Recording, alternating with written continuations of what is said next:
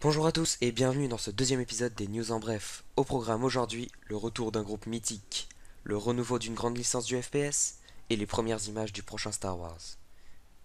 Mais tout d'abord, 2017 mettra à l'honneur de nombreux films d'horreur toujours plus gore et terrifiants qui satisfait toujours plus son public avec des suites à rallonge. C'est ainsi que le remake de It, Annabelle 2 ainsi qu'un nouvel opus de Saw verront le jour cette année.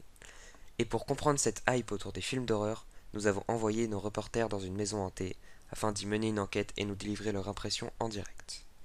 Reportage signé Jean Labouffe.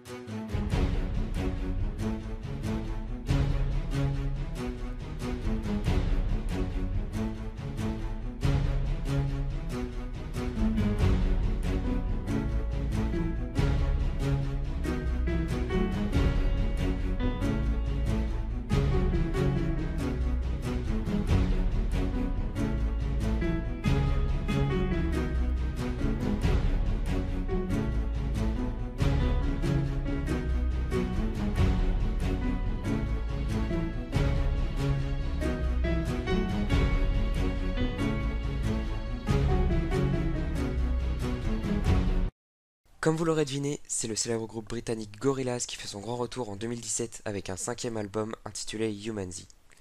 Il est sorti le 28 avril 2017 et un clip que vous avez pu voir précédemment est déjà sorti ainsi que la plupart de leurs titres sur leur chaîne YouTube que je vous invite à aller voir. Leur nouvel album en vaut vraiment la peine.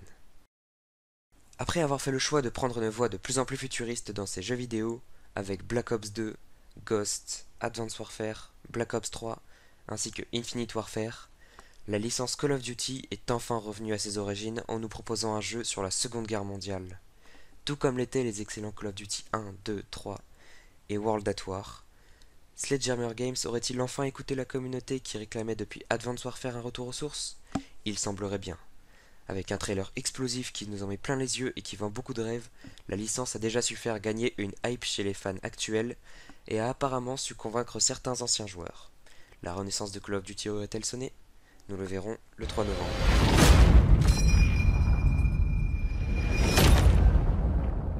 Enfin, après un épisode 7 globalement réussi et un Rogue One très convaincant, c'est désormais à Star Wars 8, intitulé Le Dernier Jedi, de tenter de nous surprendre et de nous faire plaisir. Et cette première bande-annonce très sombre et mystérieuse, qui d'ailleurs a une certaine similitude avec la première bande-annonce de l'épisode 7, que peut déjà avoir le mérite de nous donner encore plus d'interrogations que nous avions déjà avec le discours de Luke qui nous dit qu'il est temps pour les Jedi d'en finir. Time for the Jedi to end. Énigmatique, n'est-ce pas? En tout cas, personnellement, j'ai hâte d'être le 16 décembre pour enfin lever le voile sur plusieurs choses et pour enfin revoir Luke en action. C'est déjà la fin de ce journal, pensez à vous abonner, à mettre un pouce bleuté et à laisser un petit commentaire. Au revoir.